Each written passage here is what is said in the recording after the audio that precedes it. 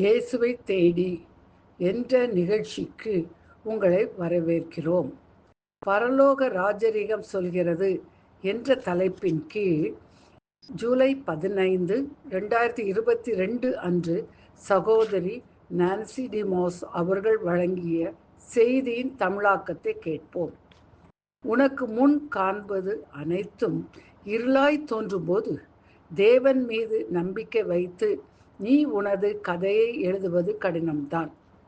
வேதாகமத்தில் ஒரு இளம் யூத பெண்ணாகிய எஸ்தர் அதிகப்படியான குடிப்பழக்கமும் எளிதில் கோபப்படுபவரும் அதிகாரம் கொண்டவருமாகிய ஒரு ராஜாவை கட்டாயத்தினால் திருமணம் செய்து கொண்டாள்.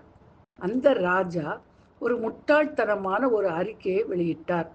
அந்த அறிக்கையானது இதைவிட மோசமான சூழ்நிலையில் எஸ்தர் இருந்திருக்கவே முடியாது என்ற அளவிற்கு எஸ்தரின் மக்களை அழித்துவிடும் அச்சுறுத்தக்கூடியதாக இருந்தது. பரலோக ராஜ்யத்தை காணுங்கள்.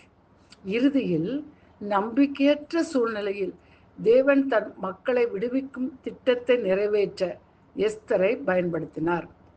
அதுபோல உங்கள் சூழ்நிலை எவ்வளவு இருண்டதாக இருந்தாலும் ஒன்றும் உங்களுக்கு நேரிடாது என்பதை நீங்கள் அறிந்து கொள்ள வேண்டும். எவ்வளவு கொடிய செயல்கள் அல்லது வேதனைகள் இருந்தாலும் அவை தேவனுக்கு ஒரு ஆச்சரியம் அளிப்பதாக இல்லை. இன்று உங்களுடைய நிலைமை எதுவாக இருந்தாலும் உன்னுடைய கதையை நீ எழுத தேவனை நம்பலாம் என சகோதரி நான்சி டிமோஸ் அவர்கள் குறிப்பிட்டுள்ளார்கள். கர்த்தருக்குள் பிரியமான சகோதரிகளே, நீங்கள் எந்த நிலையில் இருந்தாலும் உங்களை கொண்டு நிறைவேற்ற வேண்டிய தேவ பணியினை உங்கள் மூலம் நிச்சயமாகவே நிறைவேற்றி முடிப்பார் என்ற நம்பிக்கையோடு ஆவிக்குரிய வாழ்வில் நடவுங்கள். ஆமேன்.